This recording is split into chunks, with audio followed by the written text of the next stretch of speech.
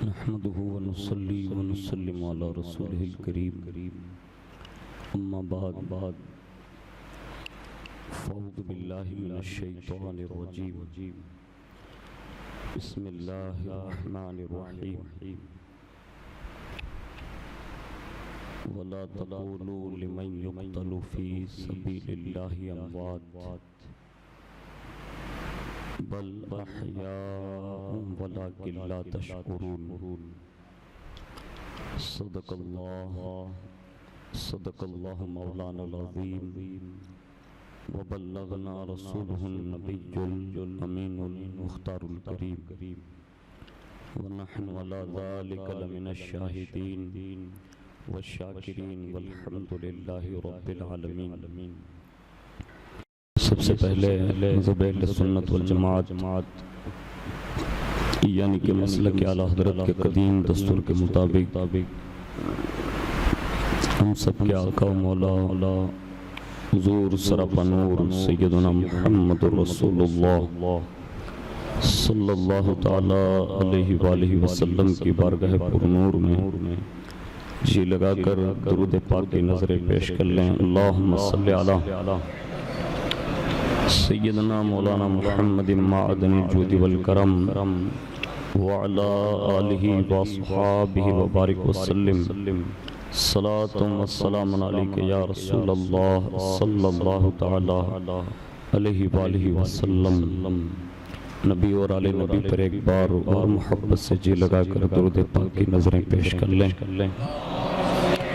اللہم صلی علی سیدنا مولانا محمد معدن الجود والکرم وعلی آلہ واصحابہ وبارک وسلم صلاة والسلام علیکہ یا رسول اللہ صلی اللہ تعالی علیہ وآلہ وسلم۔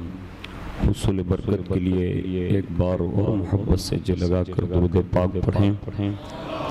اللہم صلی علی سیدنا مولانا محمد معدن الجود والکرم وعلی آلہ واصحابہ وبارک وسلم صلاة والسلام علیکہ یا رسول اللہ صلی اللہ تعالی علیہ وسلم۔ اللہ رب العزت کی توفیق سے اور اس کے پیارے محبوب صلی اللہ تعالی علیہ وآلہ وسلم کے صدق و طفیل ہم اور آپ سن ہجری 1443 ماہ محرم الحرام شریف کی 11ویں شب اور ساتھ میں اس شب کو شام غریبہ بھی کہتے ہیں۔ اس میں ہم اور آپ واقعہ کربلا کے بعد جو حالات اور واقعات پیش آئے اس کو سننے کے لیے حاضر ہیں۔ اللہ رب العزت اپنے خاص فضل عظیم سے ہماری اور آپ کی حاضری کو قبول فرمائیں اور اس حاضری کو ہم سب کی نجات کا ذریعہ بنائیں۔ جتنا وقت میں وسعت رہی اور آپ کا ذوق باقی رہا میں چند باتیں آپ کے گوش گزار کروں گا۔ اس کو دل کی تختی پر رکھ کر جائیں اور اپنی آنے والی نسلوں میں اس کو منتقل کریں تاکہ لوگوں کو یہ پتہ چل جائیں کہ یہ شب جو ہے وہ ناچنے کودنے کی شب نہیں ہے بلکہ دراصل یہ غم حسین میں رونے کی شب ہے۔ میرے یہاں آپ کے یہاں کسی کے یہاں اگر جوان بیٹے کی میت ہو جائے یا ہمارے یہاں پہ کسی جوان بیٹے کے ساتھ کوئی حادثہ پیش آ جائیں تو ہم اور آپ کتنے غمگین ہوتے ہیں۔ ان لوگوں کو کیا معلوم جو اس وقت اس چیز سے بے خبر ہے کہ یہ وہی شب ہے کہ جس شب میں امام حسین کا پورا کنبہ اللہ کی راہ میں شہید ہو گیا تھا۔ اور اس رات میں ان یزیدیوں نے ان نفوس قدسیہ کے خیموں کو جلا دیا تھا۔ یہی وہ رات ہے کہ جس رات میں حضرت عابد بیمار رضی اللہ تعالیٰ عنہ کے اس چمڑے کے بستر کو بھی کھینچ لیا گیا تھا۔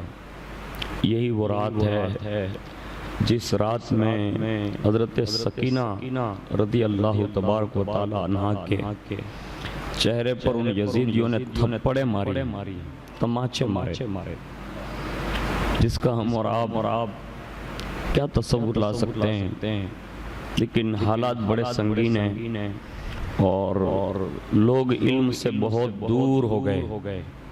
اگر میں یہ کہوں تو بھی بجا ہوگا کہ اس وقت سنی امام حسین کی شہادت کا مقصد بھولا چکا ہے۔ ہاں، یہ جو میں آپ کو بتا رہا ہوں نا، یہ بہت صحیح میں آپ کو عرض کر رہا ہوں۔ اب جتنے بھی لوگ یہاں حاضر ہیں، میں آپ کے ذوق کو باقی رکھتے ہوئے بہت ساری باتیں آپ کے گوش گزار کرنے کی سعادت حاصل کروں گا، لیکن اللہ کرے کہ اللہ رب العزت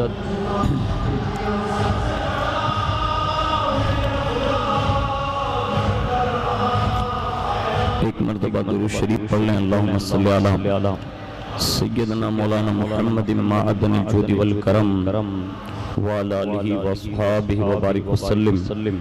صلاۃ و سلام علیک یا رسول اللہ صلی اللہ تعالی علیہ وآلہ وسلم۔ میں برگاہ امام علی مقام میں چند شعر پیش کر دیتا ہوں، اس کے بعد چند باتیں آپ کے گوش گزار کروں۔ جس کو آغوش رحمت میں پالا گیا، جس کو آغوش رحمت میں پالا گیا، جس کو دوش نبی پر بٹھایا گیا، جس کو قدرت کے ہاتھوں سنبھالا گیا، جس کو قدرت کے ہاتھوں سنبھالا گیا، جو مدینے سے جبرن نکالا گیا، اس حسین ابن حیدر پہ لاکھوں سلام، اس حسین ابن حیدر پہ لاکھوں سلام۔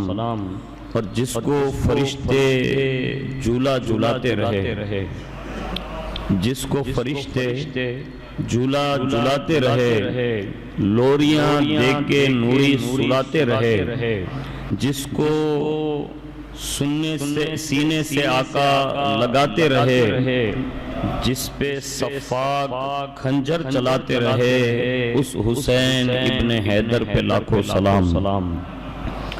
اور 3 دن بھوکا پیاسا جو رکھا گیا، جو رہا اے کرے شان صبر و رضا، جس سے راضی تھا لا ریب اس کا خدا، جس کے قدموں سے جنت بنی کربلا، جس کے قدموں سے جنت بنی کربلا، اس حسین ابن حیدر پہ لاکھوں سلام۔ اس کا ایکو بند کر دیجئے اور آواز صاف کر دیجئے اس کے۔ ایک مرتبہ درود شریف پڑھ لیں۔ اللہم صلی علی سیدنا مولانا محمد معدن الجود والکرم وعلی آلہ واصحابہ وبارک وسلم۔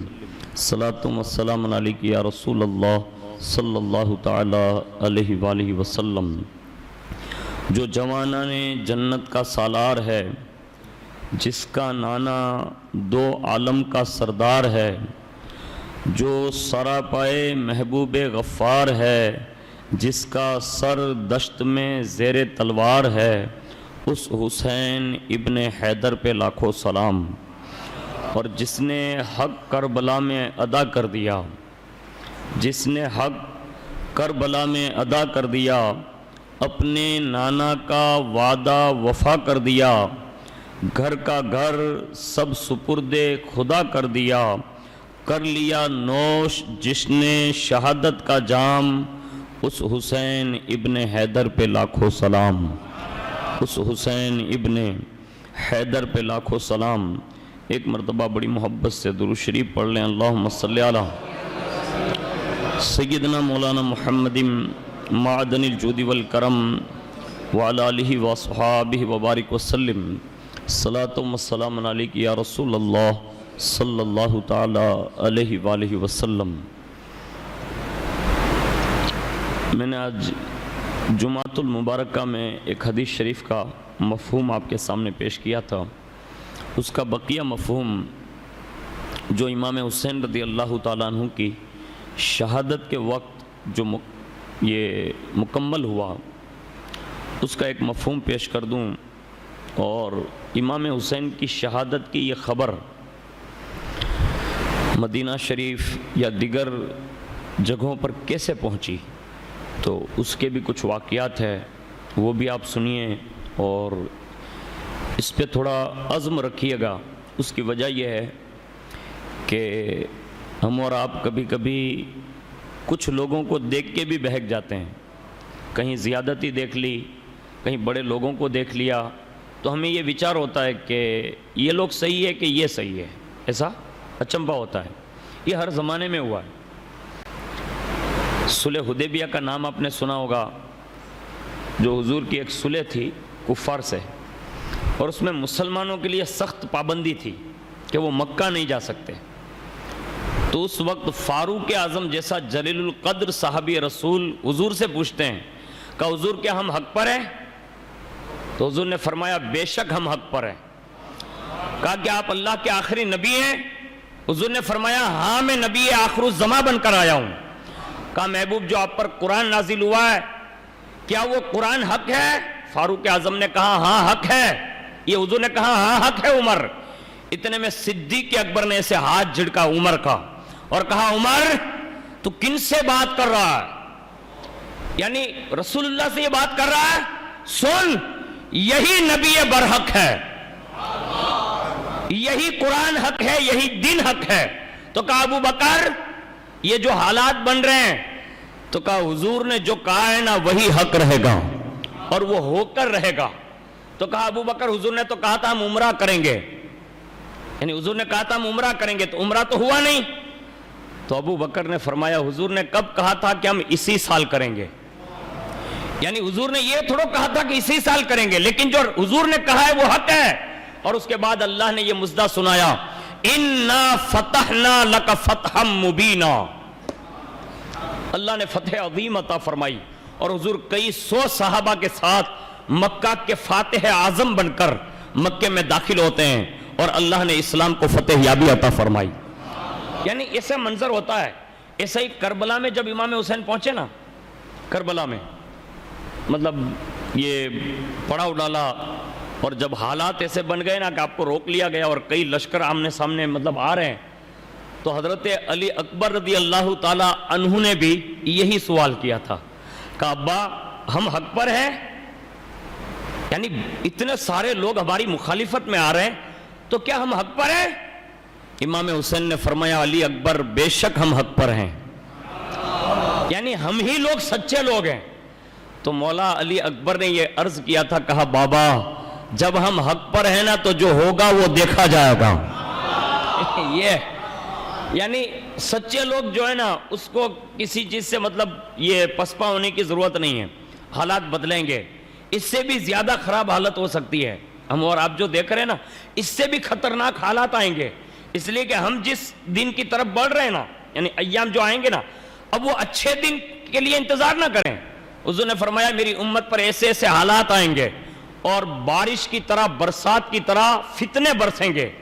اب یہ حالات ہیں، لیکن اس وقت اگر ہم نے اپنا ایمان بچا لیا نا تو یوں سمجھ لو کہ یہی ایمان بچانا تمہارا سب سے بڑا جہاد ہوگا۔ ہاں، اس دور میں ہمیں اور آپ کو گناہوں سے بچ جانا یہ اللہ کی بہت بڑی توفیق ہے۔ اب میں جو عرض کرنے جا رہا ہوں اس کو سنیے، وہ حدیث پاک میں سنانے جا رہا ہوں۔ حضرت ام سلمہ رضی اللہ تعالیٰ عنہ فرماتی ہیں کہ جس رات کی صبح یعنی 10ویں محرم کو حضرت امام علی مقام رضی اللہ تعالیٰ عنہ کی شہادت ہوئی، اس رات کسی کو میں نے شعر پڑھتے ہوئے سنا، یعنی کوئی شعر و شاعری پڑھ رہا ہے۔ وہ یہ تھا ایھا القاتلون جہلا حسینا ابشروا بالعذاب والتنکیل قد لعنتم لسان ابن داؤد وموسیٰ وحامل الانجیل. یعنی یہ شعر میں نے سنا. کون کہتی ہے؟ رسول اللہ کی سگی بیوی کہتی ہے کہ میں نے یہ شعر سنا کہ کوئی یہ کہہ رہا ہے کہ ان جاہل قاتلوں نے امام حسین رضی اللہ تعالی عنہ کو شہید کر دیا، اور پھر کہا کہ انہیں عذاب اور ان کے ساتھ طعن و تشنیع حضرت ابن داؤد، حضرت موسیٰ اور انجیل کے حامل کی طرف سے ان سب پر جنہوں نے قتل کیا ہے ان سب پر اللہ کی لعنت ہو. یعنی یہ شعر میں نے سنا تو وہ فرماتے ہیں کہ یہ سنتے ہی میں چونک پڑی. چاروں طرف میں نے یہ شعر کہنے والے کو تلاشا کہ یہ کون بول کے گیا. جب میں نے تلاشا لیکن مجھے کوئی نظر نہیں آیا، یعنی مجھے کوئی دکھا نہیں. لیکن جب کوئی نشانی مجھے نہیں ملی تو وہ فرماتی ہے کہ بے ساختہ میری آنکھوں سے آنسو روا ہو گئے، کیونکہ وہ شہادت امام حسین کا مطلب لفظ سن چکی تھی. تو وہ فرماتی ہے کہ میں جلدی سے گئی اور رسول اللہ نے مجھے جو شیشی عطا فرمائی تھی نا، جس میں کربلا کی مٹی جبریل علیہ السلام نے لا کر دی تھی، جو حضور نے مجھے سونپی تھی، جب میں نے اس شیشی کو کھول کر دیکھا تو میں نے کیا دیکھا کہ وہ ساری کنکریاں خون بن چکی ہے. یعنی کربلا کی مٹی خون بن چکی ہے. اور حضور نے ان سے یہی فرمایا تھا کہ جس دن یہ مٹی خون بن جائے تو سمجھ لینا میرا بیٹا حسین کربلا میں شہید ہو گیا.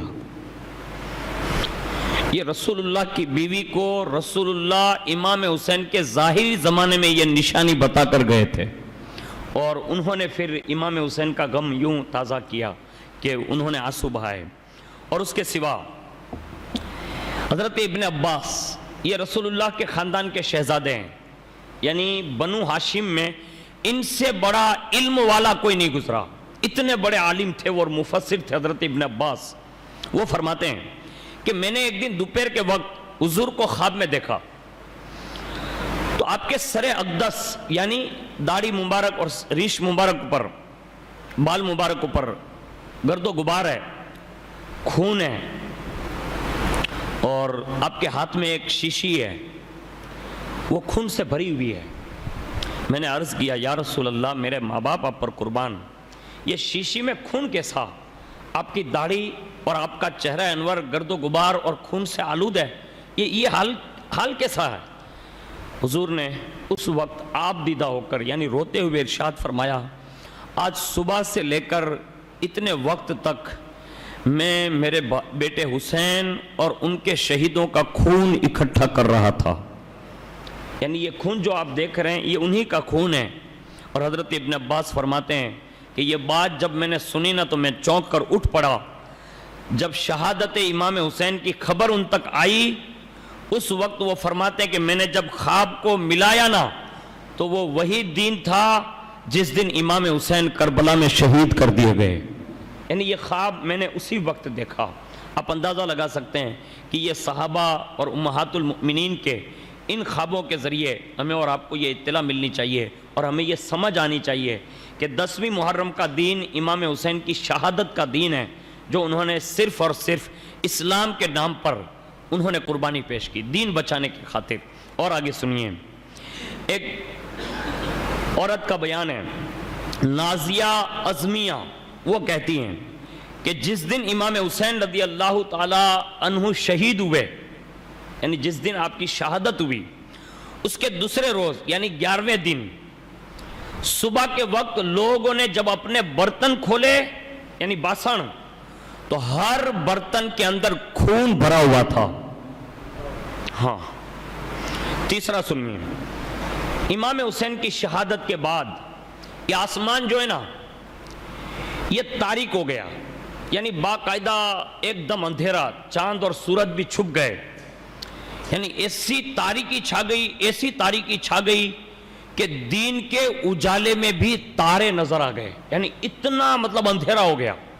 ایک روایت میں یہ ہے کہ 7 دن تک آسمان تاریک شدہ رہا، یعنی اندھیرے میں رہا 7 دن تک. اور دیواریں یعنی در و دیوار ایسی معلوم ہوتی تھی گویا کہ شہاب میں رنگی ہوئی ہو، اور ستارے آپس میں ایک دوسرے سے ایسے ٹکراتے ہوئے نظر آئے تھے. اور ابو سعید فرماتے ہیں کہ دنیا بھر میں یعنی کائنات میں کوئی خطہ ایسا نہیں تھا، یعنی سن ہجری 61 10ویں محرم کے بعد دنیا میں جہاں کہیں بھی پتھر اٹھایا گیا، جیسے وہ پتھر اٹھاتے تھے نا تو پتھر کے نیچے سے تازہ خون نکلتا تھا. یعنی غم حسین میں یہ زمین بھی خون کے آنسو روئی ہے. ہاں، اور اس کے بعد لکھا ہے آسمان سے خون برسا. زمین سے تو خون نکلا لیکن آسمان سے بھی خون برسا. اور انہوں نے جگہ جگہ کا نام بتایا، خراسان، ملک شام، کوفہ وغیرہ کے ہر گھر کے اندر در و دیوار پر ایسے خون لگے نظر آئے. اور جن کپڑوں پر یعنی جو کپڑے تھے ان کو دیکھا تو ان پہ بھی خون نظر آیا. یعنی کپڑوں کے اندر کوئی تار ایسا نہیں تھا جو خون سے لال اور سرخ نہ ہو چکا ہو. یعنی یہ غم حسین میں یہ عجیب و غریب حالات پیش آئے. اور علماء فرماتے ہیں، یعنی جو اہل علم ہے، جاہل نہیں کہہ رہا ہوں، جو بڑے پڑھے لکھے لوگ بزرگ ہیں ہمارے علماء، انہوں نے یہ فرمایا ہے کہ یہ آسمان پہ جو لالش ہوتی ہے نا مغرب کے وقت، یہ امام حسین کی شہادت سے پہلے کبھی نہیں تھی. امام حسین کی شہادت سے پہلے یہ لالش کبھی نہیں تھی. اور جس دن سے امام حسین رضی اللہ تعالی عنہ شہید ہوئے، اس دن تو یعنی جب شہید ہوئے تو کم و بیش 6 مہینے تک مسلسل آسمان کے کنارے 6 مہینے تک لال ہی رہے. لیکن جب دن بیتتے گئے 6 مہینے کے بعد تو پھر یہ سرخی کم ہوئی. لیکن ہر مغرب کے بعد یہ لالش آج بھی جو دکھتی ہے نا، یہ بھی غم حسین کی نشانی ہے کہ آج بھی آسمان امام حسین کے غم میں اپنے خون کے آنسو روتا ہے. اور اس کے سوا سنیے، یہ بات کب سے مشہور ہے، اس کو سنیے کہ امام حسین رضی اللہ تعالیٰ عنہ کی شہادت کے معاملات جو ہے نا وہ بہت پرانے ہیں. میں ایک روایت پڑھ رہا ہوں، اب دل کے کانوں سے اس کو سنیے گا اور اپنے بچوں کو اس کو سنائیے گا. اس لیے کہ ہمارے یہاں بچوں کو ہم گیمیں سکھاتے ہیں اور نہ جانے کیا کیا سکھاتے ہیں. ہمیں اپنے بچوں کو امام حسین کی یہ چیزیں سکھانے کی ضرورت ہے. اگر ہم نے اپنے بچوں کو اپنی قوم کے سماج کے جوانوں تک یہ باتیں پہنچا دی نا تو امید ہے کہ آنے والے وقتوں میں اگر 10 بندوں کو بھی امام حسین کی شہادت کا مقصد سمجھ میں آ گیا نا تو وہ بہت بڑے بڑے گناہوں سے بچ بھی جائے گا اور امام حسین کا غم اس کے سینے میں پیدا ہوگا اور وہ کہیں نہ کہیں مسجد میں جا کر 2 گانا ضرور ادا کرے گا. ہاں، اس کو بتانے کی ضرورت ہے ہمیں. اور آپ کو یہ چیزیں جو ہے نا وہ چھپا دی گئی ہے ہاں بڑی تیزی کے ساتھ. ایک طبقہ ایسا بھی ہے جو کسی کی سننا بھی نہیں چاہتا. ایک طبقہ ایسا بھی ہمارے یہاں جو کسی کی سننا نہیں چاہتا، لیکن ہم اس پر زبردستی بھی نہیں کرتے کہ آپ ہماری سنو، اس لیے کہ ہمیں تو کسی کو سنانا نہیں ہے. ہم جس کو سناتے ہیں نا وہ تاجدار کربلا ہے اور وہ کربلا سے آج بھی سنتا ہے اور آج بھی وہ اپنے غلاموں کو نوازتا ہے. تو ہمارا تو مشن یہی ہے کہ مشن امام حسین کو زندہ کیا جائے بس. ہاں، اس پہ ایک واقعہ سنیے. حضرت ام معبد، یہ حضرت ام معبد وہی ہے جس نے ہجرت کے موقع پر رسول اللہ کی دعوت فرمائی تھی. ہاں، اور حضور صلی اللہ علیہ وسلم کو دودھ پلایا اور ان کی مہمان نوازی کی اور پھر انہوں نے حضور کا ایک بہت بہترین خطبہ یعنی حضور کی شان بیان کی ہے. وہ حضرت ام معبد کی ایک بہن ہے اور ان کی ایک بیٹی ہے حضرت ہند، ان کا نام ہی تھا. وہ بیان کرتی ہے کہ ایک مرتبہ اللہ کے پیارے رسول صلی اللہ علیہ وسلم ہمارے یہاں تشریف لائے. حضور ظاہری زندگی میں جب تھے تب تشریف لائے تو ہمارے خیمے میں آرام فرمایا تھوڑی دیر. اور جب بیدار ہوا نا تو فرمایا، کہا ہند پانی لا. حضور نے وضو کرنے کے لیے پانی منگوایا تو سب سے پہلے اپنے ہاتھوں کو دھویا اور ہاتھوں کو دھونے کے بعد حضور نے کلی فرمائی خیمے سے باہر. تو جہاں حضور نے کلی کا پانی ڈالا نا تو وہ ام معبد کی بہن کی صاحبزادی حضرت ہند بیان کرتی ہے کہ وہاں جہاں حضور نے کلی کی وہاں صبح میں اٹھ کر ہم نے دیکھا نا تو عجیب و غریب ایک درخت وہاں اگایا. یعنی حضور کے زبان اقدس سے لگا ہوا منہ والا پانی جب ایسے وہاں گرایا نا تو وہاں ایک درخت پیدا ہو گیا. اور وہ فرماتی ہیں کہ جس میں بڑے بڑے پھل لگنے لگے، پھل جن میں عنبر جیسی خوشبو آتی تھی۔ حضور کا جو منہ والا پانی گرا ہے، عنبر سی خوشبو آتی تھی، اور اس کی مٹھاس یعنی پھل کی وہ شہد سے بھی زیادہ میٹھے تھے۔ یعنی یہ حضور کے منہ والے پانی کی برکت میں آپ کو بتا رہا ہوں۔ ان پھلوں میں یہ خاصیت تھی کہ اگر بھوکا کھائے تو سیر ہو جاتا تھا، یعنی جیسے کھانا کام دیتا ہے نا، ایسے ہی یہ پھل کام دیتا تھا۔ اگر کوئی پیاسا اس کو کھائے تو وہ سیراب ہو جاتا تھا، یعنی جیسے پانی پیاس کو ختم کر دیتا ایسے یہ پھل بھی ختم کر دیتا تھا۔ اور فرمایا جب کوئی بیمار ہو جاتا اور یہ پھل کھاتا نا تو اللہ شفا عطا فرما دیتا۔ یعنی اس پھل کی خاصیت یہ تھی۔ اور فرماتے ہیں اگر کوئی اونٹ، کوئی بکری، کوئی جانور اس کے پتے کھاتے تھے تو اللہ ان جانوروں کے دودھ میں برکت عطا فرما دیتا تھا۔ حضور کے زبان اقدس نکلنے والے ایک پانی سے جو درخت پیدا ہوتا ہے نا، اس کی یہ کیفیت میں نے ابھی آپ کے سامنے پڑھی ہے۔ اب مجھے بتاؤ اس امام حسین کی شان میں کیا بیان کروں جس کے جنم ہوتے ہی رسول اللہ نے اپنی زبان چوسائی ہو۔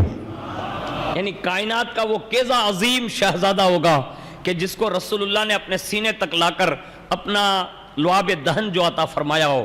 لیکن یہ ام معبد کہتی ہے کہ ہم نے اس درخت کا نام ہی برکت والا درخت رکھ دیا، یعنی یہ درخت اب برکت والا ہو گیا۔ اور اطراف و اکناف میں کثیر تعداد میں لوگ آتے بھی تھے، اس سے فیض بھی حاصل کرتے تھے، یعنی پھل لے جاتے، پتے لے جاتے، جیسا جیسا موقع ہوتا لوگ اسے بڑے فائدہ اٹھاتے تھے۔ تو ہم نے سوچا اس کا نام ہی برکت والا درخت رکھ دیں۔ ہاں، اب یہ وہ خود فرماتی ہیں کہ اچانک ہم نے ایک صبح میں دیکھا نا تو اس درخت کے تمام پھل گر گئے، سارے پھل اچانک گر گئے، پتے جو تھے نا وہ سوکھے ہو گئے۔ ہم لوگ بہت پریشان ہو گئے کہ ایسا کیوں ہوا؟ آخر یہ پھل اتنا ہرا بھرا رہتا تھا کہ کبھی وہ سوکھتا نہیں تھا، اچانک اس کے پھل بھی غائب، پتے بھی غائب اور وہ سوکھ گیا۔ لیکن وہ حضرت ہند بیان کرتی ہے جس دن یہ درخت سوکھا اور پھل گرے نا، ہم کو اسی دن اطلاع ملی کہ مدینۃ الرسول میں رسول اللہ کا وصال ہو گیا تھا۔ یعنی حضور جس دن دنیا سے گئے نا اس دن یہ درخت جو تھا نا اس پر یہ کیفیت بیتی۔ ہاں، یعنی وہ درخت نے حضور کے وصال کے غم میں اپنے پھل گرا دیے، اپنے پتے گرا دیے، اور اس نے ایک حضور کی جدائی کا اپنا جو اظہار تھا نا وہ کیا۔ پھر فرماتے ہیں چند روز ہوئے نا تو درخت میں نئے پتے بھی آ گئے، پھل بھی آ گئے، یعنی حضور کے وصال کے بعد۔ وہ کہتے ہیں کہ حضور کے وصال کے بعد پھل ضرور آئے لیکن کم آئے، یعنی تھوڑے تھوڑے آئے، پتے بھی آئے۔ پھر فرماتے ہیں کہ اس واقعے کے ہونے کے بعد 30 برس بیت گئے۔ کتنے؟ 30 برس۔ اس کے بعد اچانک ہم نے دیکھا کہ درخت میں تنے سے لے کر اوپر کی شاخ تک اس میں کانٹے پیدا ہو گئے، یعنی پہلے کانٹے نہیں تھے، اس درخت میں کانٹے نہیں تھے، کانٹے پیدا ہوئے باقاعدہ، اور پھل جتنے تھے نا وہ گر گئے۔ ہم لوگوں کو بھی تشویش ہوئی کہ یہ پھل جو تھا نا وہ کانٹے دار نہیں تھا، پھلدار تھا لیکن کانٹے نہیں رکھتا تھا وہ، اچانک یہ کانٹے کیسے پیدا ہو گئے؟ اس کے بعد فرماتے ہیں ہم نے تشویش کی کہ آخر کوئی واقعہ دنیا میں ایسا ہوا ہے جس کی وجہ سے یہ مرحلہ اس درخت کے ساتھ پیش آیا۔ روایت میں لکھا ہے کہ جب ہم نے پتہ لگایا نا تو ہمیں پتہ لگا کہ 30 سال کے بعد حضرت مولا علی کی شہادت اس دن ہو گئی تھی۔ یعنی مولا کائنات جب دنیا سے گئے تو پھر یہ درخت کی یہ حالت ہو گئی، یعنی غم شہادت مولا کائنات میں یہ درخت نے بھی یہ غم محسوس کیا۔ اب سمجھ سکتے ہیں میری بات، سمجھ رہے ہیں؟ میں ایک درخت کی بات بتا رہا ہوں جو حضور کے وصال میں، حضور کے ہجر میں مولا علی کی شہادت پر یوں اپنے آپ کو بیان کرتا ہے اور وہ دکھا رہا ہے کہ میں ایسے غم میں ہوں۔ اس کے بعد سنیے، پھر وہ کہتی ہیں کہ اس کے بعد اس درخت میں کبھی پھر پھل نہیں لگے، درخت رہا لیکن پھل نہیں لگے، محض پتے باقی رہ گئے۔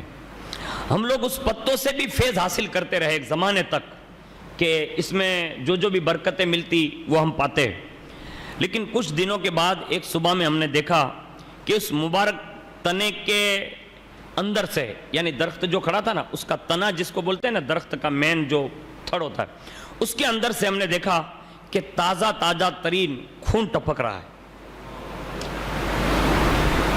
اور پتے جتنے تھے نا وہ سوکھ کر مطلب راکھ ہو گئے۔ ہم لوگوں نے گمان کیا پھر کوئی بڑا معاملہ ہوا ہوگا، یعنی ایسا کوئی واقعہ پیش آیا ہے کہ جس میں یہ درخت ہمیں کچھ اشارہ دے رہا ہے۔ اس کے بعد وہ کہتے ہیں کہ ہم نے اس دن دیکھا کہ پورا دن جو ہے نا وہ پریشانی کا گزرا، وحشت کا گزرا، ہمیں کوئی خوشی اور فرحت محسوس نہیں ہوئی اس دن۔ یہاں تک کہ ہم جب درخت کے قریب گئے نا، غور سے سنیے گا، ہم جب بالکل قریب گئے نا تو ہم نے درخت کے رونے کی آواز سنی، یعنی وہ درخت خون بھی بس مطلب ٹپک رہا تھا، خون ٹپکانے کے ساتھ وہ رو بھی رہا تھا۔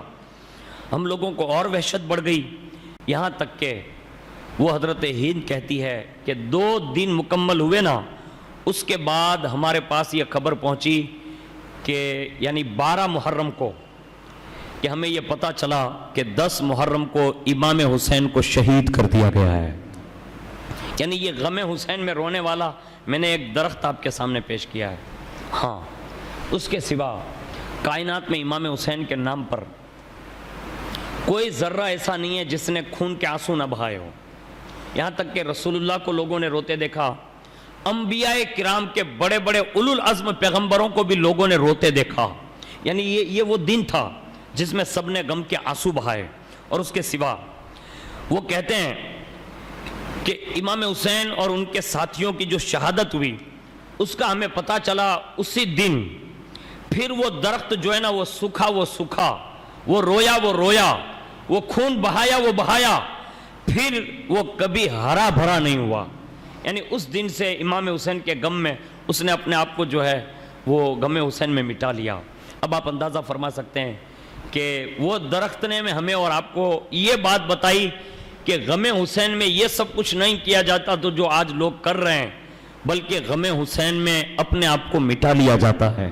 یعنی یہ غم ہے، ورنہ لوگوں میں جو حالات بنے ہوئے نا وہ بڑے تشویشناک ہے۔ میں تو ڈر رہا ہوں، اللہ کی عزت کی قسم ڈر رہا ہوں، بہت خوف مجھے ہو رہا ہے کہ اللہ نہ کرے کہیں ہماری یہ ناسمجھی کی وجہ سے کہیں اللہ ہم پر عذاب نازل نہ فرما دیں۔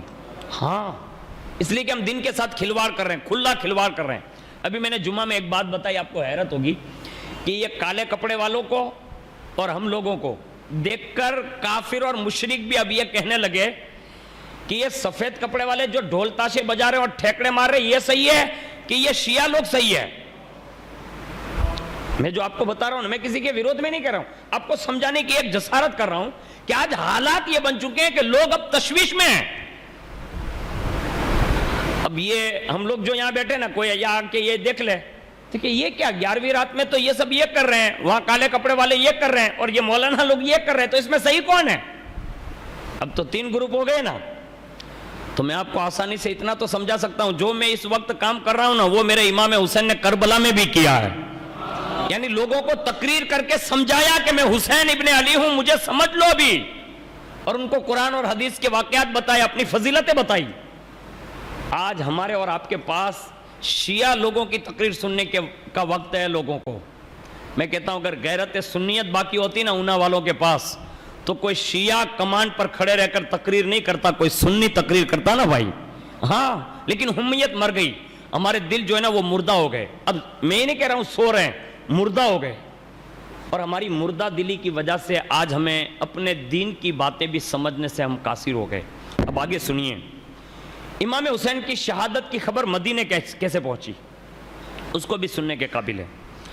جس وقت امام حسین رضی اللہ تعالیٰ عنہ نے شہادت پائی تو سفید کبوتر اڑتا ہوا آیا اور اپنے بالوں پر کو امام حسین کے خون میں تر کیا، یہاں تک کہ وہ کربلا سے اڑ کر مدینۃ الرسول تک گیا۔ وہ کون؟ ایک پرندہ امام حسین کی محبت میں وہ مدینے تک جو خبر پہنچانی تھی نا تو وہ اپنے پر کو جو ہے نا وہ تر و تازہ کر کے مدینۃ الرسول پہنچا۔ اس نے رسول اللہ صلی اللہ علیہ وسلم کے روضے انور کے اطراف و اکناف میں سے وہ دوڑتا رہا اور اپنے پروں سے وہ خون جو تھا نا وہ ٹپکا۔ اور اہل مدینہ نے جب کبوتر کی یہ کیفیت دیکھی نا تو حیران ہوئے کہ یہ کیا معاملہ ہے، اچانک خون اور وہ بھی کبوتر کے پروں سے۔ چند روز نہیں ہوئے نا تو مدینہ والوں کو پتا چلا کہ کربلا کی سرزمین پر اہل بیت کا جو قافلہ گیا تھا نا مکہ، اور مکہ سے کوفہ کے لیے بڑے تھے، اور ان کو کربلا میں روک کر پورے قبیلے کے ساتھ ان تمام کو شہید کر دیا گیا۔ یہ خبر مدینے میں ایک پرندے نے پہنچائی تھی۔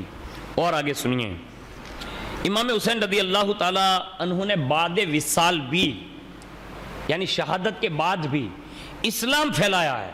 آپ کو جو میں بتا رہا ہوں نا، ہاں، امام حسین رضی اللہ تعالیٰ عنہ کا مقصد ہی یہی تھا کہ میری شہادت ہو جائے نا تو یہ مجھے پسند ہے، لیکن نانا کا دین مٹ جائے یہ مجھے پسند نہیں ہے۔ نانا کے دین کی زندگی کے لیے انہوں نے بعد شہادت بھی ہزاروں لوگوں کو کلمہ کی توفیق عطا کروا دی ہے۔ اب میں جو آپ کو بتا رہا ہوں نا وہ سنیے۔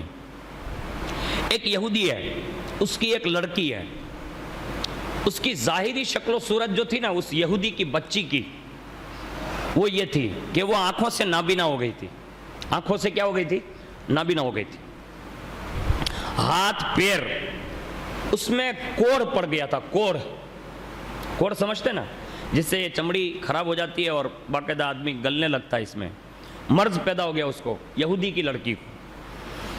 تو اتنی مطلب اس کے کوڑ کی وجہ سے مطلب بدبو پھیلنے لگی کہ اڑوس پڑوس کے لوگوں نے کہا یہودی سے، کہا تو اپنی بچی کو گھر سے اب کہیں اور جگہ چھوڑا، اس لیے کہ اس کی بدبو جو ہے نا پورے علاقے میں پھیل رہی ہے اور لوگ اس سے رہ نہیں پاتے۔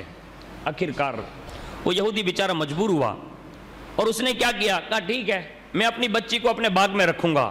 اس زمانے کے مطابق اس نے باغ میں اپنی بیٹی کو رکھا لایا اور کہا کہ بیٹی میں روزانہ تیرے پاس آیا کروں گا تاکہ کم از کم پڑوس والے مجھے طنز نہ کریں اور تیری وجہ سے تجھے بھی تکلیف نہ ہو، میں روزانہ تیری خبر لیا کروں گا۔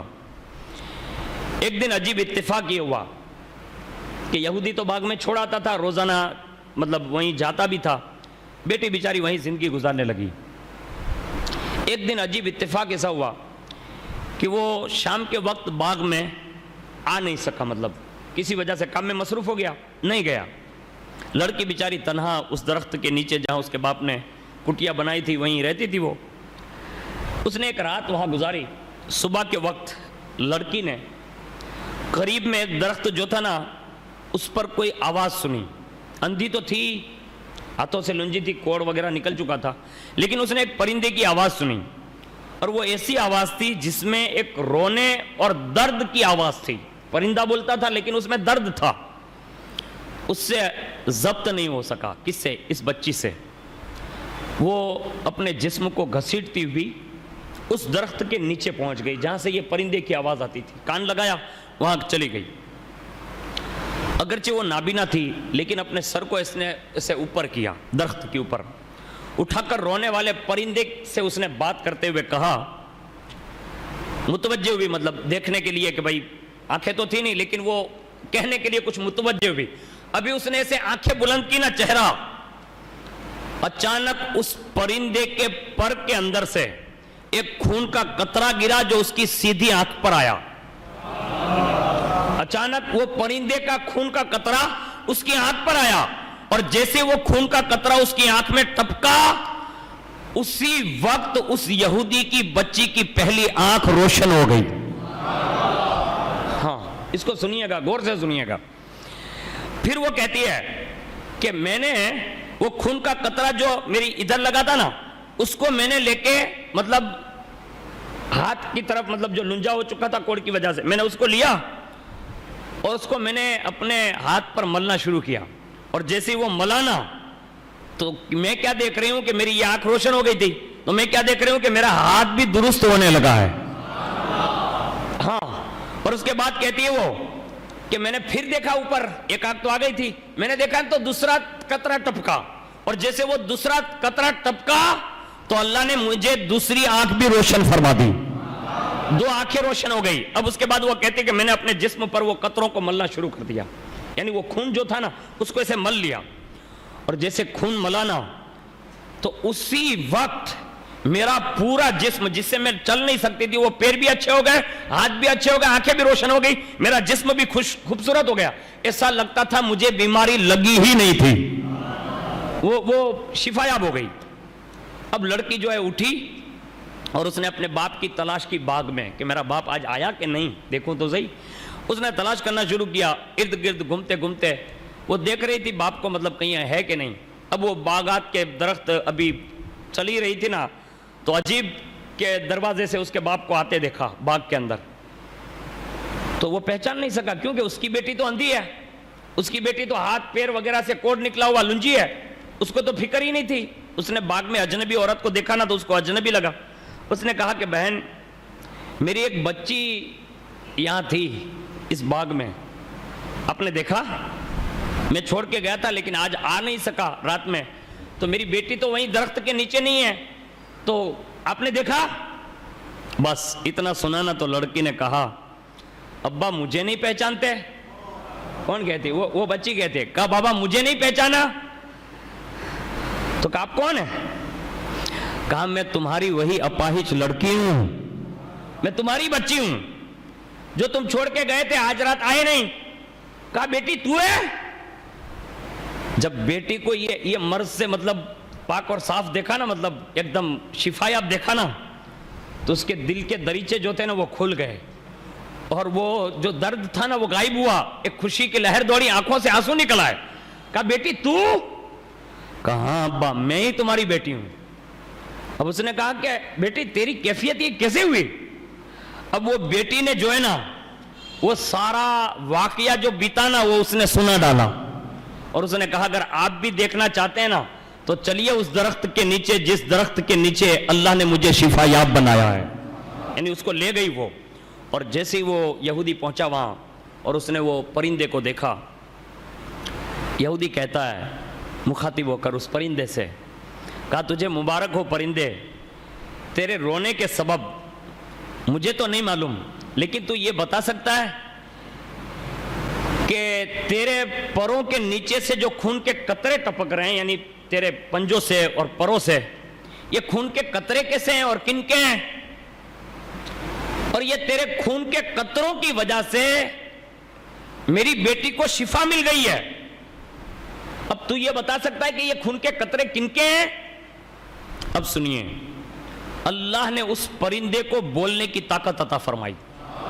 وہ پرندہ بولا اور اس نے کہا، اے یہودی، ہمارے پرندوں کی ایک جماعت فلاں جنگل میں رہتی تھی، ہمارا معمول تھا صبح اپنے گھونسلوں سے اڑ کر اطراف و اکناف میں جاتے تھے، دانا پانی تلاش کرتے تھے، اس کے بعد دوپہر کو آ کر ہم اپنے گھونسلوں میں واپس آ جاتے تھے، جس نے جو کچھ کھایا پیا ہوتا آپس میں ایک دوسرے کو خبر دیتے تھے۔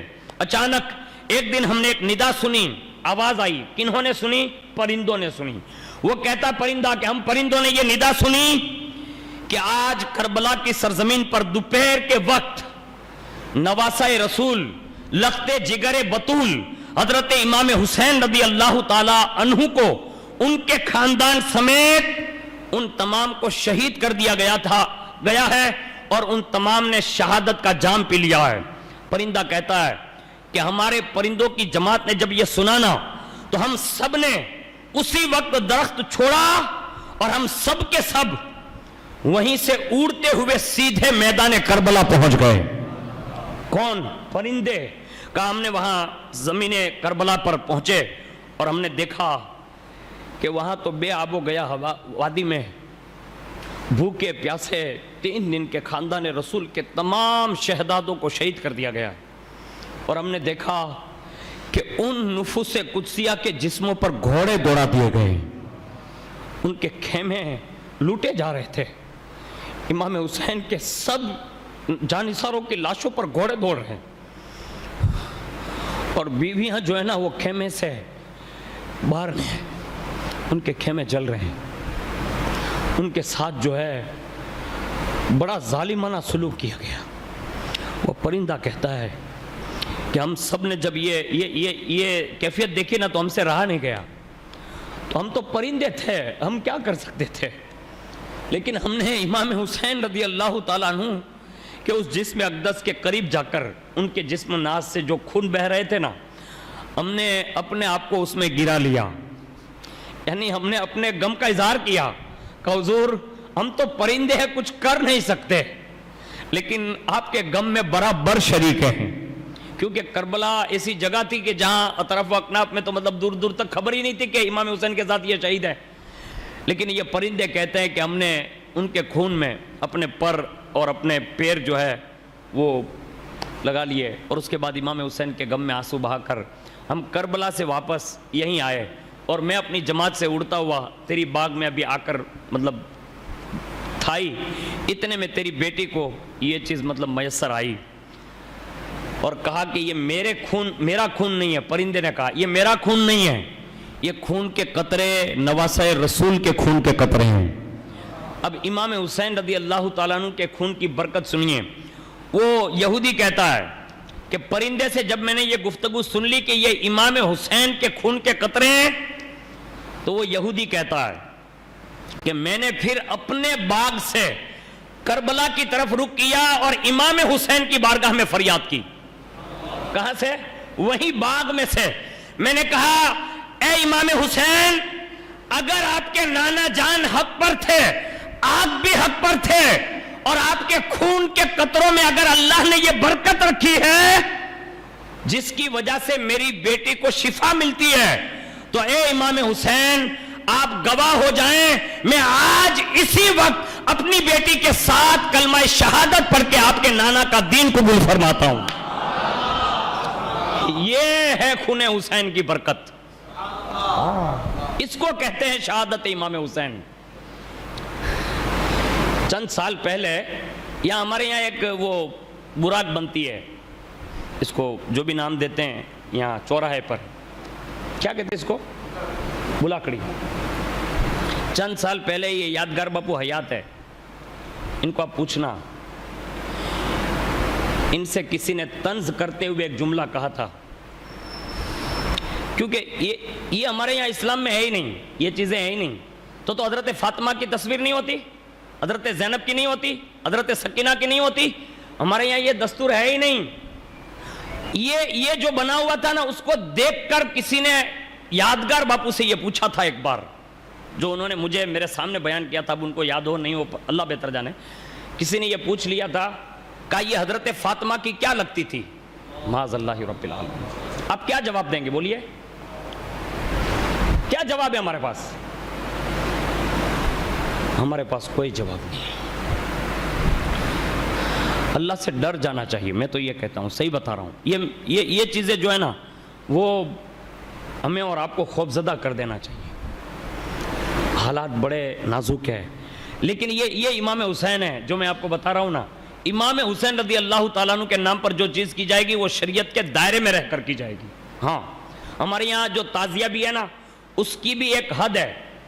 اس کی حد کتنی میں آپ کو بتا دوں ایک دم صاف الفاظ میں, جو اعلیٰ حضرت نے لکھی ہے, کہ جیسے ہم یہ گنبد خضرا آپ دیکھ رہے ہیں نا, کتنا اونچا رکھا ہوا ہے, کتنا مطلب ادب سے رکھا ہوا ہے, اور جب ہم سلام پڑھتے ہیں نا تو ہم صرف اس کو ایک نظر دیکھ لیتے ہیں تاکہ مدینے کی یاد تازہ ہو جائیں.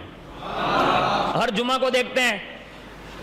اعلیٰ حضرت نے لکھا ہے کہ مدینہ کا جیسے گنبد رکھتے ہیں, حضور کا جو نالین رکھتے ہیں, اگر ہو بہو امام حسین کا روزہ بنایا جائے اور اس کو ایک جگہ پر رکھا جائے, اور اس کو دیکھ کر اگر امام حسین کی یاد تازہ کی جائے, تو اس کی شرع نے اجازت دی ہے, اس میں ہم اس کو حرام بھی اور ناجائز بھی نہیں کہتے. بس اتنی اجازت ہے. اور اس سے جو زیادہ جو کچھ بھی ہو رہا ہے نا, وہ سراسر غلط ہو رہا ہے, غلط ہو رہا ہے, غلط ہو رہا ہے اور غلط ہو رہا ہے.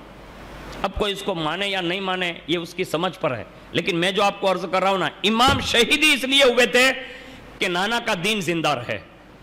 سب کی مغربیں بھی جا رہی ہو, عصر بھی جا رہی ہو, اذان ہو رہی ہو, ڈھول تاشے بج رہے ہو, کیا یہ امام حسین کو پسند ہے بھائی؟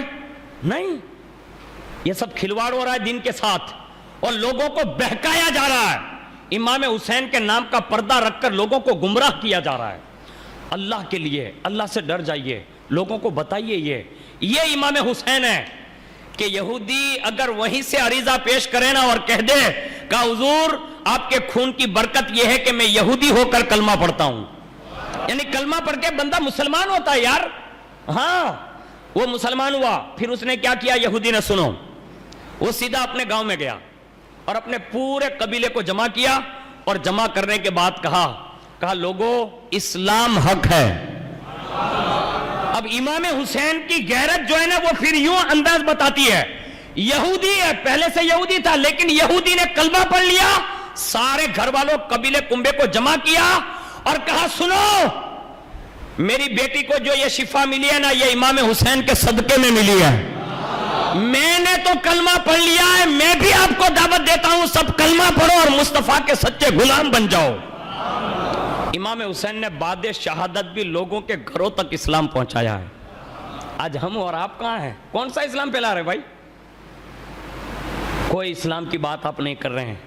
اللہ سے ڈرنا چاہیے. اور سنیے آگے, اب جو اصل چیزیں وہ بتانے جا رہا ہوں کہ امام حسین کے قاتلوں کے ساتھ کیا ہوا.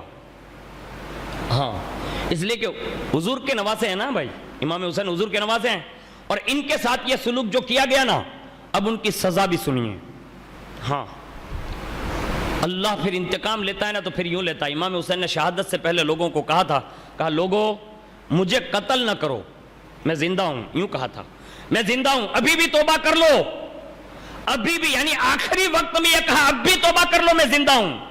اگرچہ مجھے تم نے اتنے زخم لگائے ہیں کہ اب میرا بچنا محال ہے, یعنی بچ نہیں سکتا, لیکن زندہ ہوں, رسول اللہ کا نواسا ہوں, اب بھی موقع دیتا ہوں کہ توبہ کر لو. امام حسین نے آخری وقت یہ کلمات کہے تھے.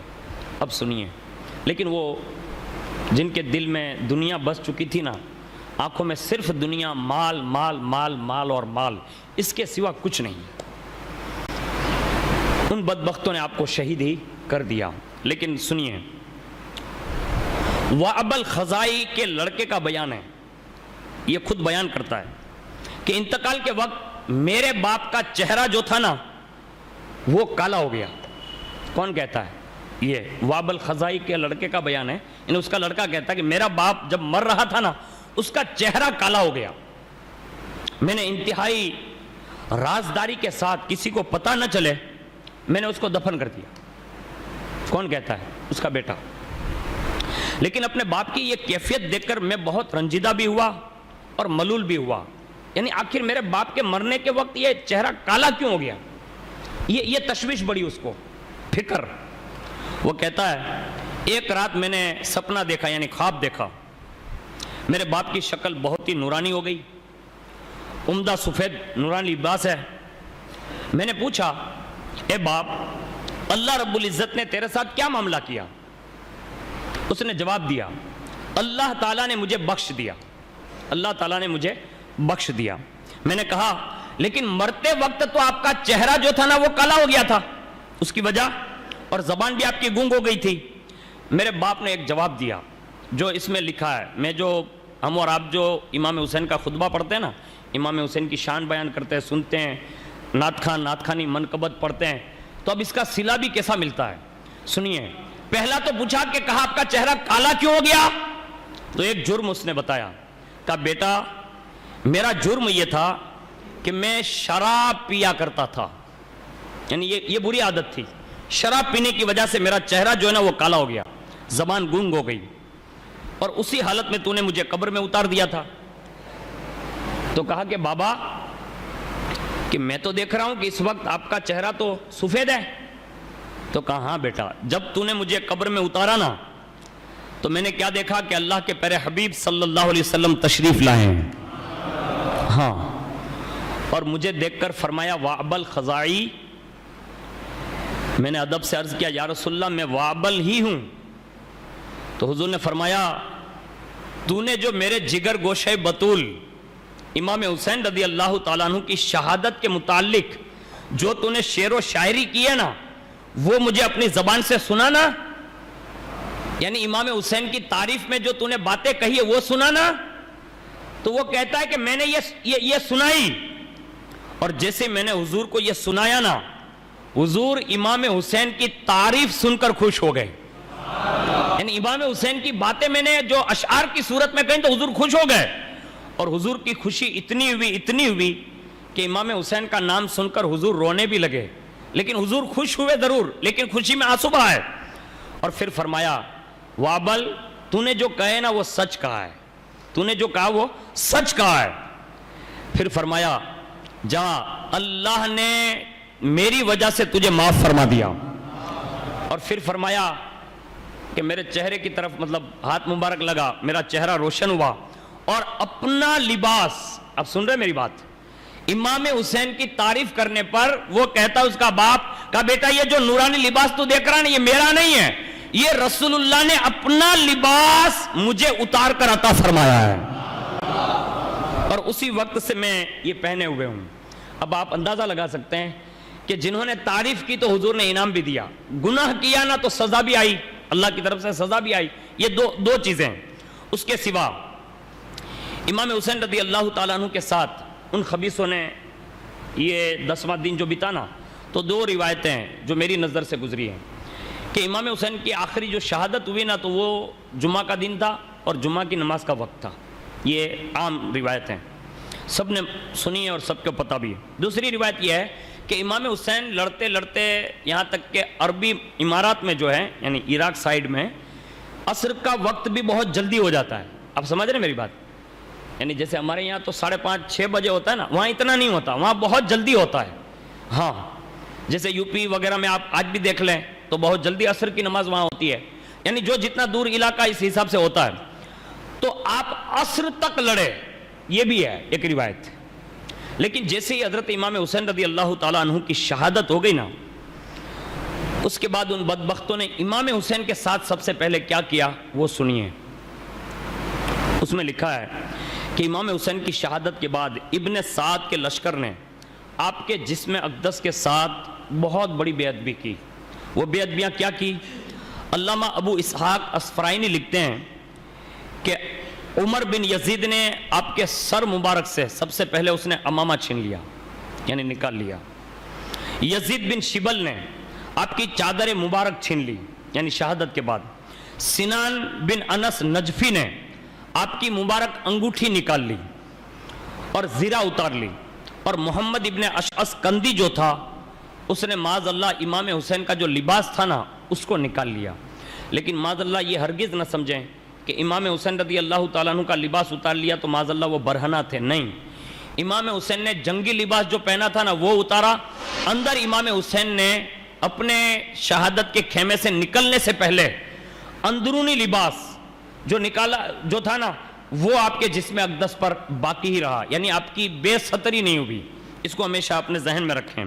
اس کے بعد امام حسین رضی اللہ تعالیٰ عنہ کے سر انور کو عمرو بن سعد کے پاس لایا گیا, یعنی حضور امام حسین کے سر ناز کو عمرو بن سعد نے فوراً سر انور کو جیسے سامنے دیکھا نا تو پھر اس نے زور سے ایک آواز لگائی, کہا کوئی ہے؟ تو سب آئے. اس میں کم و بیش 12 گھوڑ سوار سامنے حاضر ہو گئے.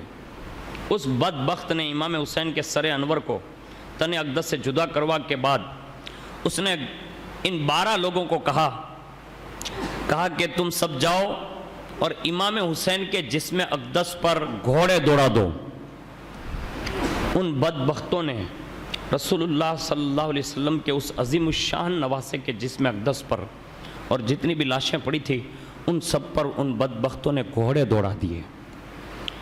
ہمارے یہاں تو حال یہ ہے کہ ہمارے یہاں اگر معمولی سی خراش آ جائے نا ہمیں تو ہم برداشت نہیں کر سکتے, اور ہمارے میت کے ساتھ اگر کوئی معمولی سی مطلب دھڑکن لگ جائیں تو ہم کہتے ہیں آہستہ. یہ کائنات کی وہ تاریخ ہے کہ اتنے بدبخت لوگ وہ رہے, اتنے مطلب جری در جری لوگ رہے, اتنے کمینے لوگ رہے کہ انہوں نے امام حسین کے جسم نازنین کے ساتھ یہ سلوک کیا کہ ان 12 گھوڑ سواروں نے امام حسین رضی اللہ تعالیٰ عنہ کے جسم اقدس کو چور چور کر کے رکھ دیا. اور یہ کن کے سامنے ہو رہا ہے؟ ان کی سگی بہن حضرت زینب کے سامنے, ان کی سگی بیٹی حضرت سکینہ کے سامنے, ان کی بہن حضرت ام کلثوم کے سامنے, ان کی بیوی حضرت شہر بانو کے سامنے, ان کی کنیز حضرت شیرین کے سامنے, ان کے بیٹے امام زین العابدین کے سامنے, سب کے سامنے تمام لاشوں پر گھوڑے دوڑا دیے. سب سے پہلے ان بدبختوں نے یہ کیا. پھر کیا کیا؟ پھر وہ جسم کی بے حرمتی کرنے کے بعد انہوں نے رسول اللہ کے خاندان کے خیموں کو جو ہے لوٹنا شروع کیا. یہاں تک کہ حضرت علامہ ابو اسحاق اسفرائینی لکھتے ہیں کہ حضرت سیدہ زینب فرماتی ہے کہ ایک بدبخت آگے آیا اور اس کی آنکھ جو تھی نا وہ کانی تھی، یعنی ایک ٹوٹی ہوئی تھی. اس نے ہمارے خیمے میں سے جتنا بھی مال تھا نا وہ سب نکالنا شروع کیا اور وہ لیتا گیا. اس نے سمیٹ کر رکھ لیا اور اس نے دیکھا اس کانی آنکھ والے نے کہ میرا بھتیجا امام زین العابدین جس چمڑے کے بستر پر سویا ہے نا، اس بدبخت نے وہ چمڑے کا بستر بھی اس نے نیچے سے نکال لیا اور انہیں زمین پر ایسے پھینک دیا. اس کے بعد اس نے میرے سر انور پر جو چادر تطہیر تھی نا اس کو اس نے کھینچا. کس سے؟ امام حسین کی سگی بہن کے سر سے ان بدبختوں نے چادریں چھین لی. آج ہم 1450 سال کے بعد ہیں، لیکن ہماری قوم کی بیٹی کے ساتھ اگر کوئی ترچھی نظر بھی کرتا ہے نا، ہم اس کی آنکھیں نکالنے کے لیے تیار ہو جاتے ہیں. آج حضرت زینب کے پاس کوئی جوان نہیں تھا، اور اگر کوئی تھا بھی تو وہ حضرت عابد بیمار تھے. ان بدبختوں نے حضرت زینب کے سر انور سے چادریں نکال لی، اور حضرت زینب خود بیان کرتی ہے کہ ان بدبختوں نے اس حد تک رسول اللہ کی بیٹیوں کے ساتھ برا سلوک کیا کہ ہمارے کانوں سے جو ایرین پہنے ہوئے تھے نا، ان بدبختوں نے وہ بالیاں بھی نکال لی، یہاں تک کہ سب کے کانوں کو زخمی کر دیا. اور وہ جو کچھ بھی خیمے میں تھا وہ لوٹا گھسیٹا، ساری حرکتیں کر کے انہوں نے جو بھی مال تھا نا وہ لے کر نکل چلے. پھر اس نے شہزادی فاطمہ صغرا کے پیروں میں پازیب بھی اتارنے کی کوشش کی. جب وہ پازیب نہیں اتر رہے تھے تو اس نے پازیب کو توڑ ڈالا اور پیروں سے اتار لیا. میں نے اس سے پوچھا کہ تو یہ مال کیوں لوٹ رہا ہے اور رو بھی رہا ہے لوٹ بھی رہا ہے؟ تو اس نے کہا کہ مجھے تمہاری مصیبت پر رونا آ رہا ہے. یہ لوٹ بھی رہا تھا اور کہہ بھی رہا تھا کہ رونا آ رہا ہے تمہاری مصیبت پر، اور تم پر جو مصیبت نازل ہوئی اس پر رو رہا ہوں، اور سامان اس لیے لوٹ کر جا رہا ہوں کہ کوئی دوسرا آ کر لوٹ نہ جائیں، یعنی اس لیے لوٹ بھی رہا ہوں. بعض روایتوں میں یہ ہے کہ یہ لوٹنے والا جو بندہ تھا نا اس کا نام کھلی بن یزید تھا، یعنی یہ بدبخت دنیا کا وہی بندہ ہے کہ جس نے یہ سارے اہل بیت اطہار کے خیموں کو لوٹا. پھر اس کے بعد ابن سعد نے آرڈر دیا کہ رسول اللہ کی یہ جو بیٹیاں ہیں نا ان کو گرفتار کر لو. حضرت زینب نے فرمایا ابن سعد تو ہمیں کیوں گرفتار کر رہا ہے، یعنی آخر وجہ کیا ہے کہ ہمیں گرفتار کیا جا رہا ہے؟ تو ابن سعد نے کہا کہ میں تمہیں گرفتار کر کے ابن زیاد کے پاس بھیج دوں گا، یعنی کربلا سے کوفہ لے جاؤں گا. حضرت سیدہ زینب کبریٰ نے کہا اے ابن سعد، تجھے خدا کی قسم، تو گرفتار تو کرے گا ہی ہے، لیکن تجھے ایک قسم دے رہی ہوں، اے ابن زیاد کے پاس لے جانے والے، ہمیں اس کے پاس لے جانے سے پہلے ہمیں کم از کم ان شہداء کی طرف لے جانا جہاں میرا بھائی حسین لیٹا ہوا ہے، یعنی اتنا کام کر دینا تاکہ ہم جاتے جاتے کم از کم اپنے شہیدوں کی لاشوں کو صرف دیکھ لیں. ابن سعد نے حضرت زینب کی یہ بات مان لی، اور اہل بیت اطہار کی وہ مقدس خواتین اس راستے سے گزاری گئی، اور جہاں امام حسین کا جسم اقدس پڑا تھا اور سارے شہداء کے سر جو رون ڈالے گئے تھے، جس وقت رسول اللہ کی بیٹیوں نے ان نفوس قدسیہ کو دیکھا نا تو جسم پر ایک کپ کپی طاری ہو گئی اور ایک آہ نکل گئی. فوراً وہ جو اونٹوں پر سوار کی گئی تھی نیچے تشریف لے آئیں، اور حضرت سیدہ زینب کبریٰ رضی اللہ تعالی عنہا کی کیفیت ابتر ہو گئی، یعنی بیان کرنے کے قابل نہیں. پھوٹ پھوٹ کر امام حسین کو یاد کیا اور روتے ہوئے الفاظ میں اپنے نانا کو مدینے کی طرف منہ کر کے آواز دی، واہ محمدہ، واہ محمدہ، واہ محمدہ، یعنی یا رسول اللہ، یا رسول اللہ، یا رسول اللہ. میں جب مدینے سے آئی تھی نا تو میرے ساتھ ایک بڑا قافلہ تھا، آج جب جا رہی ہوں نا، آ رہی ہوں نا، تو جوان تو کوئی نہیں ہے، صرف چند بچے، چند بیویاں اور ایک جوان عابد بیمار ہے، اس کے سوا کوئی نہیں بچا۔ نانا آپ ایک نظر دیکھ لیں، آپ کا حسین آپ کا وعدہ پورا کر کے کربلا کی سرزمین پر لیٹا ہوا ہے۔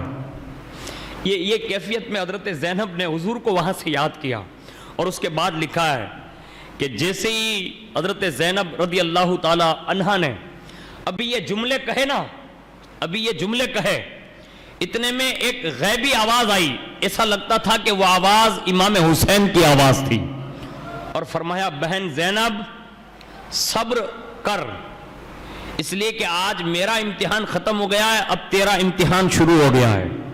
بہن جیسے میں نے ماں خاتون جنت کا دودھ پیا ہے، تو نے بھی پیا ہے، آج سے تیرا امتحان شروع ہے، اب تو صبر کر۔ تو یہ سمجھ رہی ہے کہ میں نے تجھے تنہا چھوڑ دیا ہے؟ جس منزل پر تجھے لے جایا جائے گا نا، تیرا بھائی حسین بھی ساتھ ساتھ رہے گا، یعنی تجھے تنہا نہیں چھوڑا ہے، لیکن اب میرا وقت پورا ہو گیا ہے، یعنی میرا امتحان ختم ہے، اب تیرا امتحان شروع ہے۔ جب میرے امتحان میں تو نے مجھے سہارا دیا ہے، میں تجھے تسلی دیتا ہوں بہن، ہر موڑ پر تیرا بھائی حسین تیرے ساتھ ساتھ رہے گا۔ اور یہ کائنات نے دیکھا بھی۔ ہاں، اس میں آخر میں یہ بات عرض کروں گا، لیکن یہ ابن سعد کے سپاہیوں کو اس کے بعد حکم دیا، اور حضرت زینب کو اور دیگر جو شہزادیاں تھیں ان سب کو لیا، اور اس کے بعد وہاں سے یہ کربلا سے کوفہ کی طرف یہ قافلہ روانہ ہوا۔ ابن سعد حضرت سیدنا امام حسین رضی اللہ تعالیٰ عنہ کی شہادت کے بعد 12 محرم الحرام تک وہ ٹھہرا رہا، ایک روایت یہ ہے، اور دوسری روایت یہ ہے کہ 11 کو ہی چل پڑا۔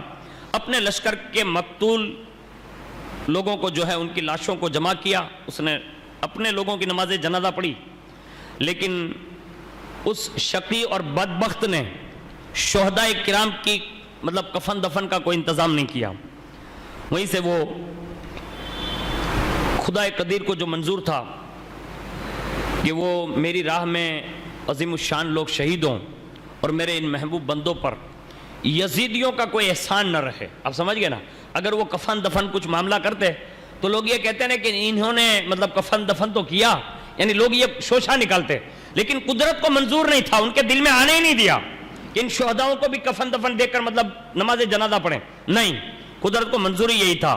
لہذا ابن سعد نے جو ہے اس کے بعد آرڈر کیا، بعض روایتوں کے مطابق، کہ یزیدیوں کے چلے جانے کے بعد نہر فرات کے کنارے پر جب وہ لوگ نکلنے لگے تو اللہ نے قدرت نے انتظام یہ کر دیا کہ قریب میں ایک شہر تھا جس کا نام ہے غازریہ، جس کا نام یہ بتایا جاتا ہے، وہاں سے کچھ گاؤں کے لوگ آئے، بڑے اعزاز اور اکرام کے ساتھ ان شہیدوں کو باقاعدہ کفن دیا، اور ان کی نماز جنازہ پڑھ کے ان کو باقاعدہ مزار شریف میں دفن بھی کیا۔ ایک روایت یہ ہے، اور ایک روایت یہ ہے کہ حضرت امام زین العابدین جب کوفہ اور کوفہ سے دمشق یزید کے پاس سے ہو کر کم و بیش 50 دن جو بیت چکے تھے اس سفر میں، اور اس کے بعد جب واپس آئے تو کم و بیش 20 سفر کو، یعنی محرم کے بعد جو دوسرا مہینہ آتا ہے سفر، 20 سفر کو امام زین العابدین واپس آئے کربلا، اور کربلا آ کر خود امام زین العابدین نے ان شہداء کی لاشوں کو دفنایا تھا۔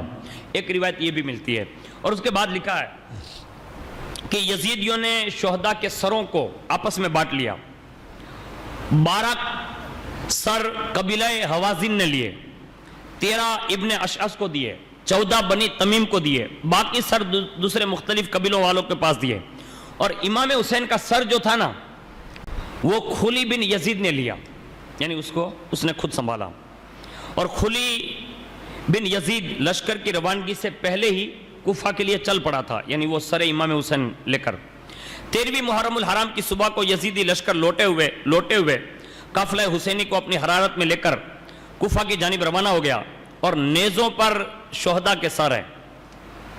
اس میں ایک واقعہ بہت ہی مشہور ہے جو آپ ہر سال سنتے ہیں، لیکن آپ کے دل میں یہ بات اتارنے کی نیت سے میں یہ پہلے عرض کر دے رہا ہوں کہ اہل بیت اطہار کی عفت مآب خواتین کو ان بدبختوں نے کیسا رسیوں سے ان کے ہاتھ باندھ دیے، ہاں، اور اس کے بعد ان کو اوپر بغیر زین اور ساز و سامان کے اونٹ کے ایسے اوپر بٹھا دیا۔